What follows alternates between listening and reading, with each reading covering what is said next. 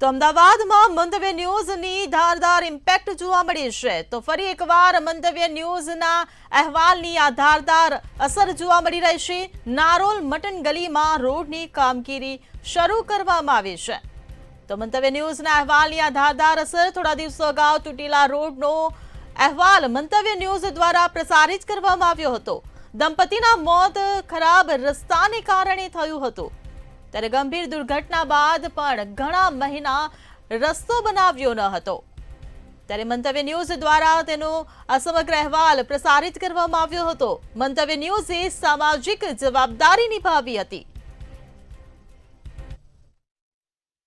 અમદાવાદના નારોલ મટીન ગલીની અંદર એક દંપતીનું મોત થયું હતું। દંપતીનું મોત પાછળનું કારણ એ છે કે રસ્તો ખરાબ હતો અને ખરાબ રસ્તાની અંદર વરસાદી પાણી ભરાઈ ગયેલું હોવાના લીધે ખાડાની અંદર આ પડતાની સાથે જ આ ઘટના સ્થળે તેઓના કરંટ લાગવાથી મોત થયા છે। તંત્ર છે તે મંતવ્ય ન્યૂઝના અહેવાલ બાદ જાગ્યું છે, કારણ કે હવે અહીં રોડ બનવાની કામગીરી શરૂ થઈ છે। જે પ્રમાણે અહીં જે રોડ બનવાની કામગીરી ચાલુ થઈ છે, અહીં આજે કોર્પોરેશને જે તે સમયે આખો રોડ બનાવવાની વાત કરી હતી, પરંતુ અત્યારે ક્યાંક લાગી રહ્યું છે કે અહીં જે થીગડા મારવાની કામગીરી ચાલતી હોય તેવું પણ સ્થાનિકો માની રહ્યા છે। અચ્છા, એ જણાવશો, થોડા મહિના અગાઉ જે દુર્ઘટના ઘટી, હવે રોડ બનવાની કામગીરી ચાલુ થઈ છે।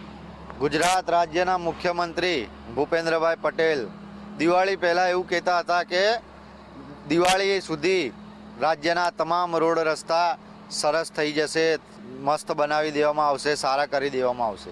આ મટન ગલીનો રોડ દિવાળી પહેલાં 9 દંપતીનું મૃત્યુ થઈ ગયું કરંટ લાગીને આ રોડના કારણે। હજુ સુધી આ રોડ બનાવવામાં નહીં આવતો।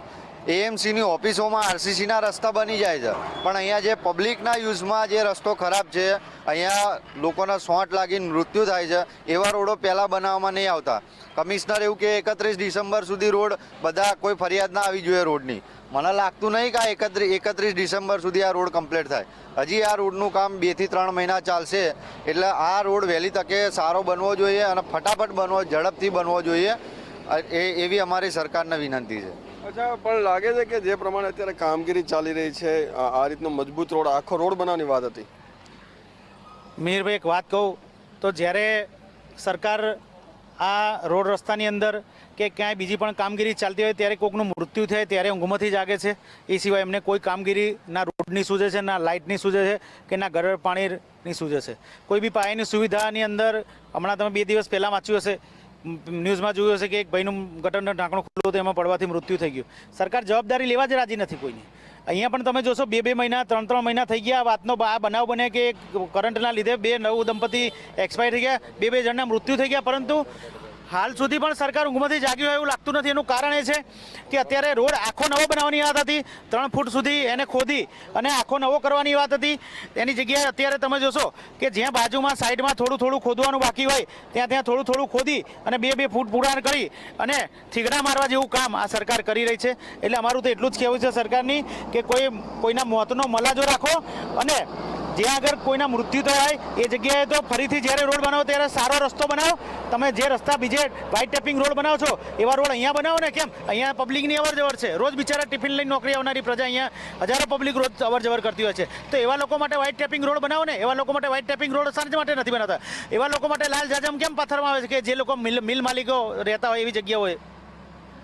તો જે પ્રમાણે અત્યારે હાલ જે કામગીરી ચાલી રહી છે, આ કામગીરી અંદર પણ ગુણવત્તા સામે સવાલ ઉઠ્યા છે અને આખો રોડ જે બનાવવાનો હતો, પરંતુ ક્યાંક થીગડા મારવાની કામગીરી છે કોર્પોરેશન કરી રહ્યું હોય તેવા આક્ષેપ પણ થઈ રહ્યા છે।